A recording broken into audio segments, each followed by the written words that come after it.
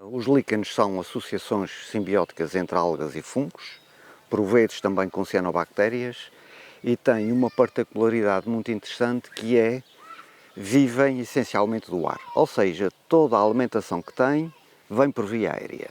Sendo assim, podem traduzir a indicação da qualidade do ar. E é exatamente assim que os líquenes entram na minha vida, porque eu queria fazer um estudo da distribuição espacial da poluição na Ilha Terceira.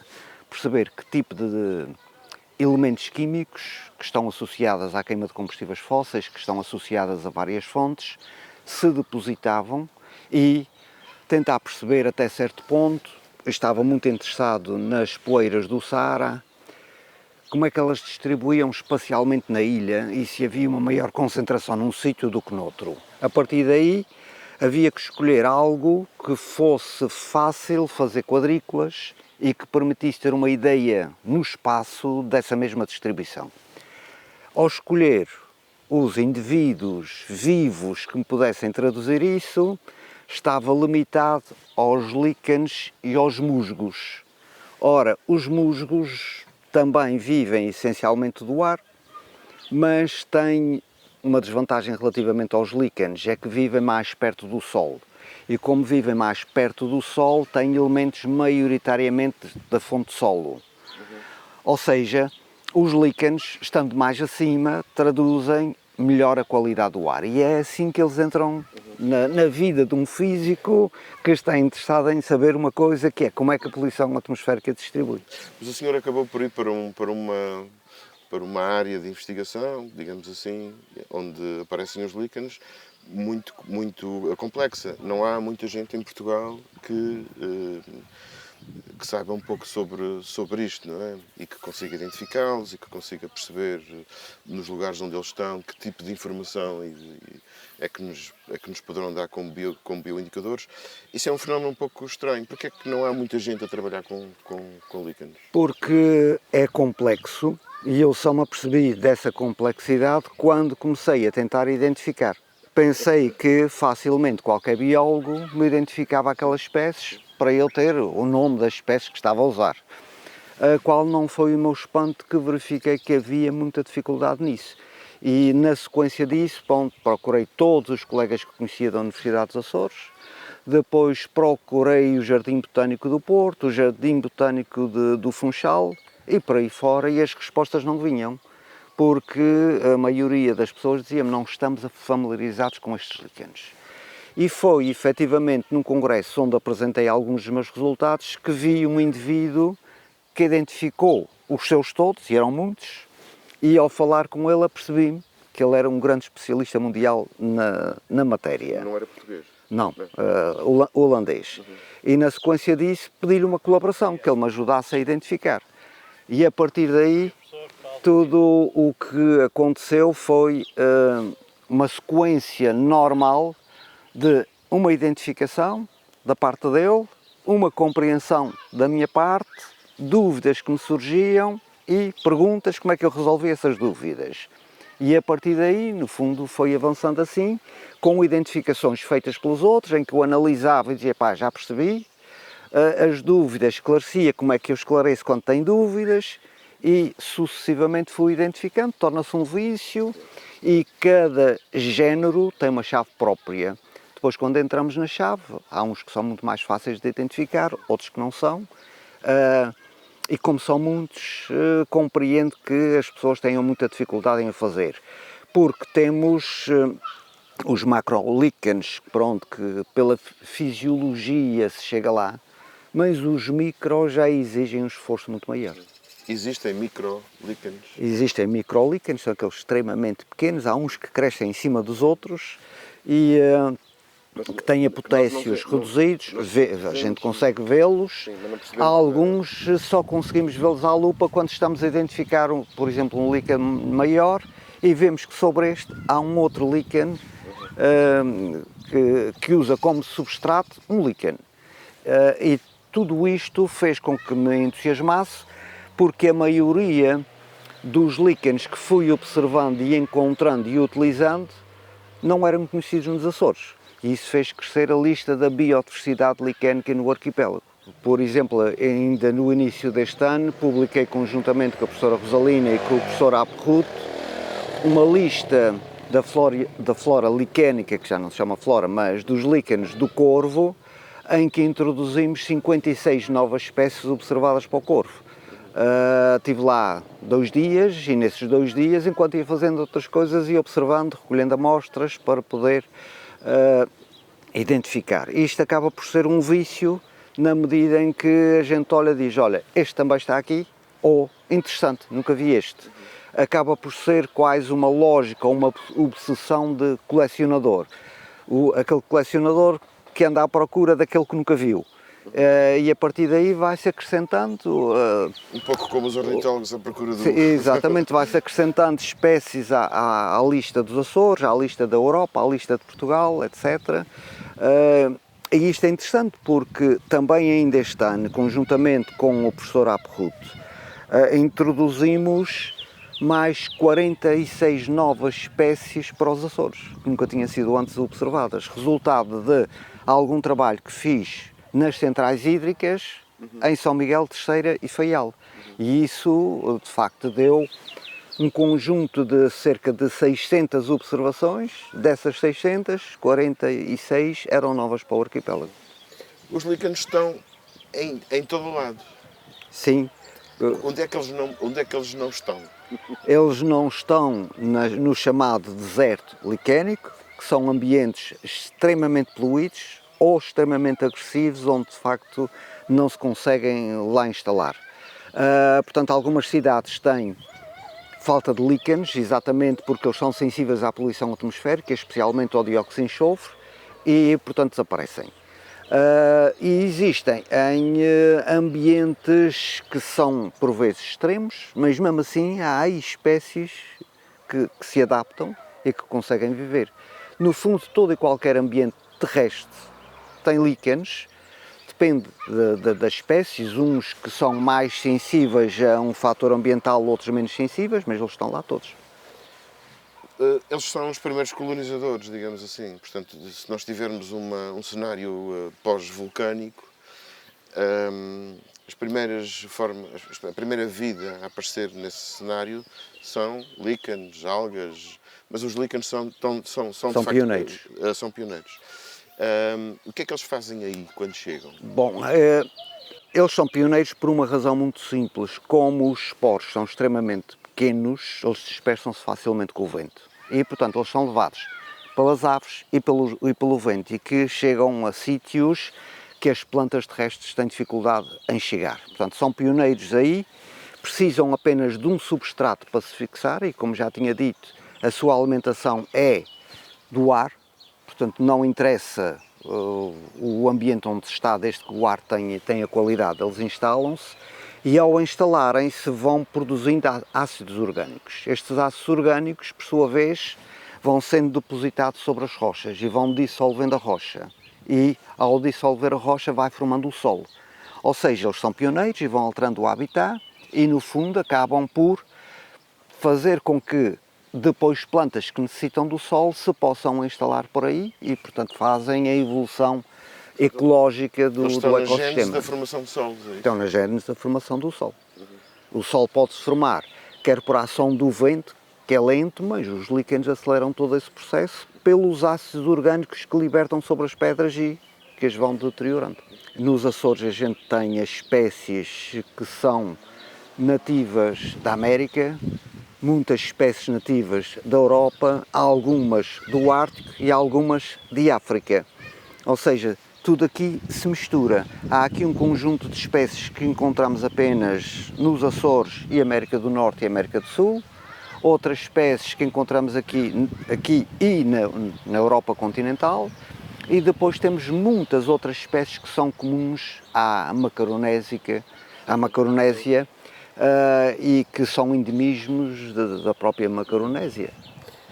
Portanto, nós estamos a falar de organismos onde esteve associado e onde está associada ainda a terminologia flora licénica, mas os líquenes não são plantas. Ou são? Não, não são plantas. É uma associação entre uma alga e o fungo. Chamam plantas, no início chamavam-se plantas porque de facto às vezes tem uma cor verde, parecido com a clorofila, mas não é propriamente clorofila, e tinham espécies de folhas, ou seja, todos aqueles foliáceos parecem plantas. A gente olha, parece uma planta, e também há uns pequenos frutos e tudo isso. Havia uma semelhança, mas é evidente que é completamente diferente, e a alga e o fungo em simbiose é muito clara, muito interessante do ponto de vista biológico, porque a alga usa o fungo para se proteger da radiação ultravioleta e produz açúcar que o fungo utiliza como alimento. E, portanto, essa simbiose é fundamental. Não é uma relação parasitária, é uma relação de simbiose em que um depende do outro, e o que origina efetivamente aquela forma do líquen é sempre o fungo, porque um fungo diferente com a mesma alga dá coisas diferentes e, portanto, há muitas algas, ou seja, é muito comum aparecer nos líquens a mesma alga, mas há algas diferentes e por vezes há cianobactérias. Essa junção faz com que haja um crescimento do líquen. Essa parte é interessante, mas isso acontece quando? Quando é que um fungo coloniza uma alga? O que é que eu quero dizer com isso? Para termos um líquen, isso tem que acontecer sempre. Tem que ser, ele já vem em conjunto e, portanto, os esporos vêm alga e fungo ao mesmo tempo. Ao mesmo tempo. Há algures, no passado, eles fundiram-se. E associaram-se. É isso. Portanto, isso está sempre a acontecer ou isso está sempre a acontecer? Está sempre a acontecer. Portanto, se fosse uma questão aleatória de um fungo que encontra uma alga por mera casa e juntam-se, então a gente tinha líquens a aparecer sempre diferente, mas é uma coisa... Novas espécies. O que acontece é que essa combinação ocorre por todo o lado. Portanto, a mesma espécie é uma combinação da mesma coisa. No entanto, depois também há modificações. Que mas eles evoluem normalmente como evolui toda a vida. Exatamente. Essa simbiose também vai sofrendo evoluções, quer da alga, quer de fungo, e dá origem a subespécies. Por exemplo, a gente tem a ramalina azórica, que é endémica dos Açores. A gente tem, por exemplo, a ramalina crogiana, que é endémica da Macaronésia, não se encontra em praticamente outros sítios, e isto é resultado de uma evolução num determinado ambiente. Mas essa simbiose pode estar a acontecer aqui alguns, um fungo a colonizar uma alga. Isso pode estar a acontecer neste momento. Pode, teoricamente, mas isto é um processo lento, é um processo lento, pronto, tão lento como a alteração genética das plantas. Portanto, o que nós temos aqui provavelmente chegaram cá já como líquens. Já como líquens, sim. Quando isso acontece, que é uma coisa que acontece uma vez numa vida, ou em milhares de anos, temos sempre uma nova espécie. Sim. Basta um fungo diferente, temos uma nova espécie. E há milhares de fungos. Há muitos fungos que não se associam. E há milhares de algas. E, portanto, à medida que isto vai acontecendo, essa simbiose vai ocorrendo, nem todas são eficazes e, portanto, nem todas dão formas liquénicas. Temos muita diversidade, não conhecemos muito bem. Há um estudo enorme para se fazer, que eu acredito que se passasse aqui 2 horas eu encontrar mais 2 novas espécies que nunca tinha visto, 2 ou 3, e isso já verifiquei, por exemplo, no BioBlitz, que se fez no Jardim Público de Angra. Cada vez que lá vou e se começa a ver, para contribuir para o conhecimento da flora liquénica daquele local, parece sempre uma nova espécie que não se tinha reparado. Portanto, estamos a falar em quantas espécies nos Açores? Neste momento identificado temos 1.200 espécies identificadas, mas certamente teremos muitas mais. Há 10 anos teríamos 700, não é? Há 10 anos tínhamos, há 20 anos tínhamos 250. Sim, há 10 anos teríamos 700, hoje temos 1.250, à volta disso. É preciso mesmo estudar, estudar isso. Quando eu comecei a ver a distribuição da poluição, tínhamos 250 espécies. Os endemismos não são assim tantos porque também não temos grande capacidade de investigação. porque para perceber que é um endemismo temos que fazer um conjunto de análises que consegue efetivamente diferenciá-los. E o que acontece é que há ainda muita confusão, mesmo na comunidade científica internacional que trabalha nesta área, na identificação de espécies, que diz, essa espécie é isto, e põe num herbário, identifica como tal, e depois, por comparação, a gente vai dizendo, esta espécie é aquela. E por vezes não é. Por exemplo, a ramalina azórica era classificada como ramalina silicosa, que não tem nada a ver. E eu já tinha encontrado vezes sem conta e classificava como ramalina silicosa, porque toda a gente dizia que era ramalina silicosa, mas a chave não batia bem. Quando foram a fundo, percebe-se que é um endemismo que ali estava. E temos vários assim, que precisam efetivamente de ser estudados. Neste momento, por exemplo, eu tenho dúvidas sobre muitas das ramalinas e estamos a fazer um estudo àquelas ramalinas que são comuns no arquipélago, com um alemão, que é para tentar perceber se aquilo são subespécies ou não são subespécies, porque a chave é ligeiramente diferente da chave dos outros países. Okay. E há espécies que funcionam ao contrário, começaram por ser identificadas como endemismos aqui. Sim, e que depois aparecem noutros sítios, que é o Stereocalo azorium, que... Uma das cladónias. Sim, algumas das cladónias, Cladónia azórica... Que continua a chamar-se azórica. Azórica, exatamente. O Stereocalo azorium também foi descoberto aqui e depois visto que existe noutros locais, isso também acontece, que é... Só é endemismo até não aparecer noutro sítio. Sim, exatamente. Portanto, estamos a falar em quantas espécies? 1250, à volta disso. Endemismos? Quantos endemismos a gente deve ter à volta de 20 endemismos? Portanto, é uma proporção pequena. Os endemismos têm sido sempre resultado de investigações feitas por estrangeiros, que são especialistas que passam por aqui e acabam por estudá-los devidamente e a partir daí o que fazem é publicam. Por exemplo, na Ilha Terceira, a passagem aqui de um destes investigadores identificou duas cladónias endémicas para os Açores que existem na Ilha Terceira, uma aqui perto do local onde a gente se encontra. Portanto, aí os estudos moleculares são fundamentais. Sim, e genéticos. Sim, exatamente. Não há volta a dar? Não há volta a dar porque por vezes os testes químicos são parecidos, havendo uma pequena diferença e, portanto, havia que se fazer estudos moleculares, pelo menos. O senhor não consegue identificar algumas das espécies? Há genes que têm, aqui nos Açores, mais de 10, por exemplo, o caso das roquelas. Não é? O senhor, algumas delas não consegue identificar apenas olhando para elas? Não. Tem que fazer testes químicos. Algumas são muito característicos e a gente identifica facilmente porque é muito típico.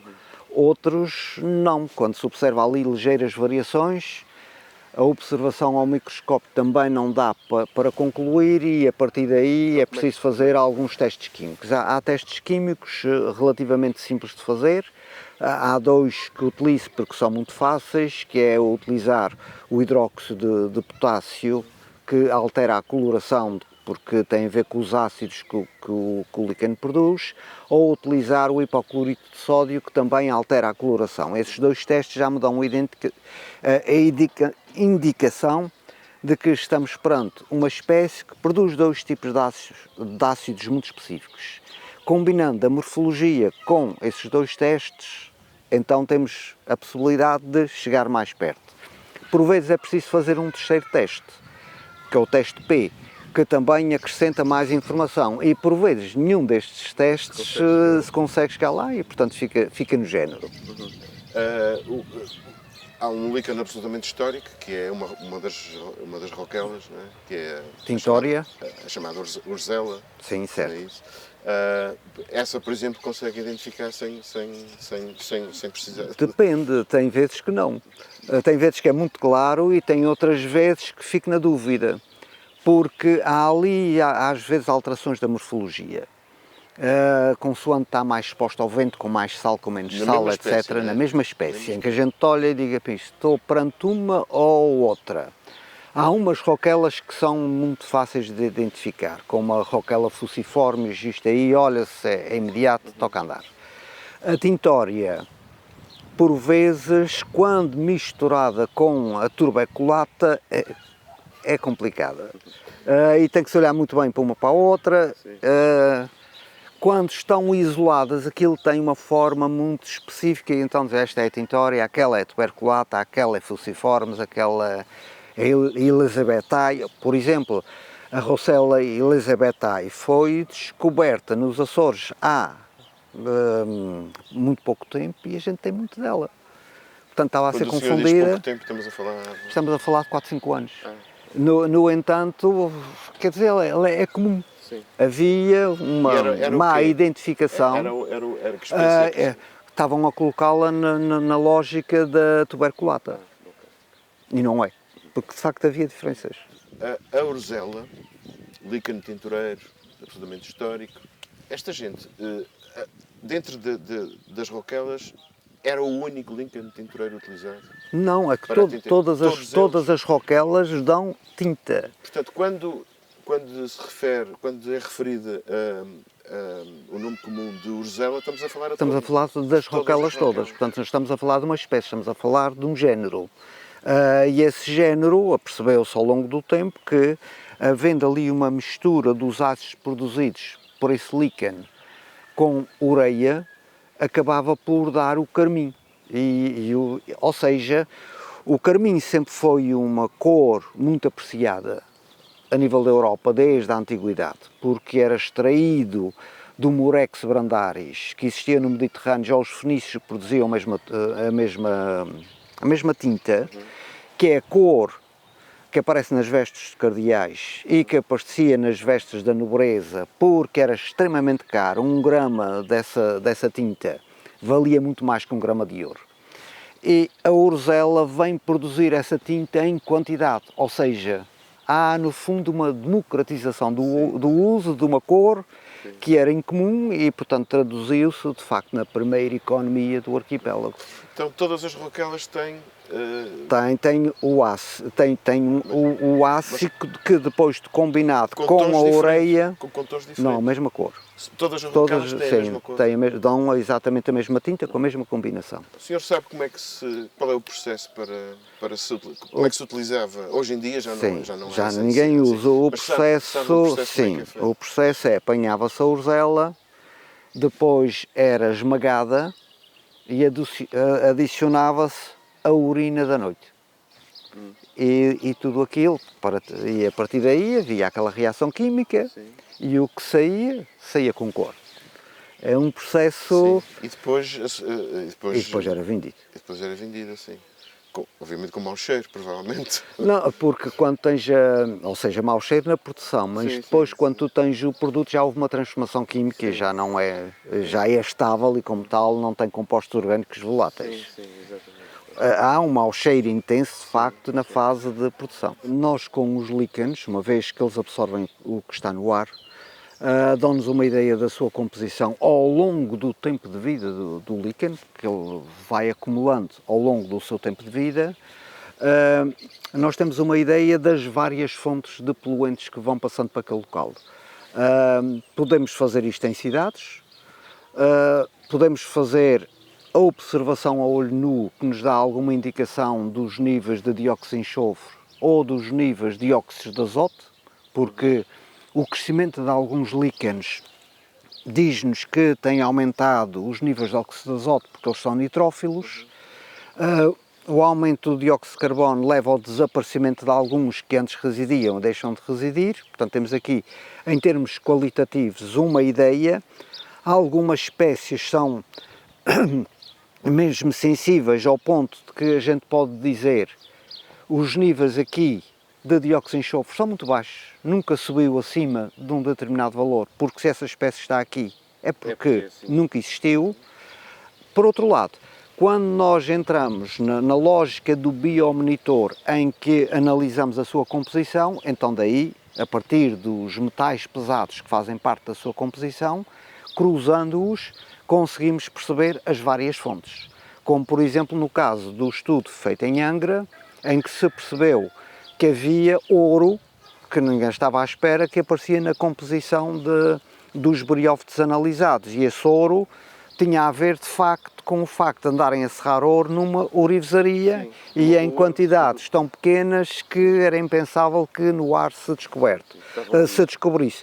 Por outro lado, também apareceu nesse mesmo estudo um arsénio que não se percebia de onde é que vinha, e de facto vinha de uma tipografia que utilizava uma tinta que tinha ligeiros vestígios de arsénio. Ou seja, são pormenores que se encontra num dos estudos de bioindicação de poluição que fizemos. Na Ilha Terceira identificou-se um claro padrão que distinguia parte da ilha. A zona da praia era uma coisa e toda a zona restante era outra. E que mais cedo se veio a perceber que é de facto poluição que resulta dos aviões, que tem várias fontes associadas, e era claríssimo, o problema era interpretar, porque não se conseguia perceber como é que aquelas fontes apareciam num sítio e não apareciam no outro. Então temos o caso da Terceira, a praia tem características diferentes. A composição dos líquenes em termos... Exatamente. Esse será um dos fatores. Esse é um dos fatores que explica porque é que há determinados metais que só existem ali e não existem no resto da ilha. Há espécies que são mais resistentes do que outras em relação à contaminação, digamos assim. Certo. Sim. É preciso saber quais são e a que é que são, não é? Exatamente, e por isso mesmo é que nós sabemos, através de vários estudos, de várias comparações, de estudos comparativos, que há espécies que são muito sensíveis a determinados poluentes. Por exemplo, as úsneas são muito sensíveis ao dióxido de enxofre e encontramos-la em ambientes que de facto são muito pouco poluídos. E a partir daí nós conseguimos estimar os níveis daquele gás na atmosfera em média. Os foliáceos são normalmente muito mais sensíveis à poluição atmosférica do que os crustosos, aqueles que estão fixos nas pedras. Por outro lado, há uns que são muito tolerantes ao sal e outros que são pouco tolerantes, e isso dá-nos também uma ideia da intrusão da ressalga numa ilha. Que normalmente aparecem mais em zonas costeiras. Não é? Exatamente. Isso por essa razão. Por essa razão, porque têm afinidade com o ambiente marinho. Há outros que aparecem muito junto ao chão porque são nitrófilos e, portanto, precisam de azoto, e o vento, quando faz o remoinho, põe o azoto que eles precisam em cima. Por outro lado, verificamos que nos ambientes em que aparece muito dióxido de enxofre gasoso, a xantória parietina tem tendência a subir nas árvores porque começa a ter mais acima óxidos de azoto disponíveis para se alimentar, logo pode-se fixar. Quando não, vem cá para baixo para apanhar o azoto do solo. E cada espécie tem sensibilidades distintas, é preciso conhecer muito bem cada espécie, é preciso fazer estudos comparativos, e isso permite-nos ter ferramentas simples de avaliar a poluição em cada instante e em cada local. Portanto, resumindo e concluindo, uma cidade sem líquenes? Uma cidade sem líquenes é extremamente poluída. Ponto final. Ponto final.